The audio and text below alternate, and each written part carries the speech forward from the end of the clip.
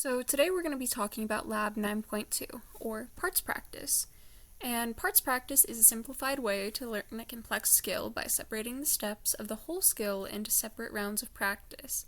This is typically most effective in serial skills with individual components, and this would look like doing a gymnastics routine, or a basketball dribbling sequence, or even a tennis serve, because those are all very individual steps within one complex skill that don't really bleed into each other. And the purpose of this experiment, or lab, was just to use both whole and parts practice to determine which one is most effective for learning a skill. In this case, juggling some balls. And the method we used for this is, well, we split up into two groups. There was the whole practice, who just practiced juggling by itself, like all the steps all at once, and part practice. This one was set up into 4 different tests, and then finally a retention test with just whole juggling. And that first one was just the 1 ball, toss it up in the air, catch it. Then 2 ball, toss it up, and then catch it with the opposite hands. And then just the 3 ball, throw them up in the air, and let them drop. And once that all was done, we did a retention test to see which one was most effective at learning how to juggle.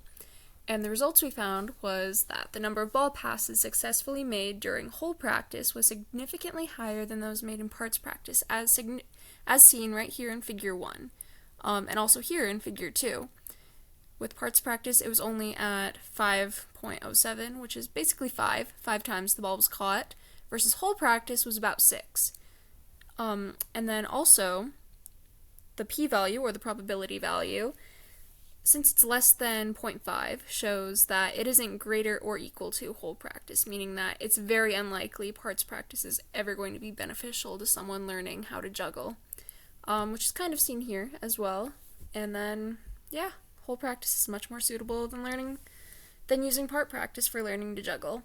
And this I think is partially because of the muscle memory associated with this. When you're doing parts practice, you're just learning the separate parts, versus whole practice, you're going through the whole process and you're kind of getting a hang of it. And it's a little bit harder to adjust to the whole process when you're just stuck learning that one step over and over again. And here are my references. Thank you for listening.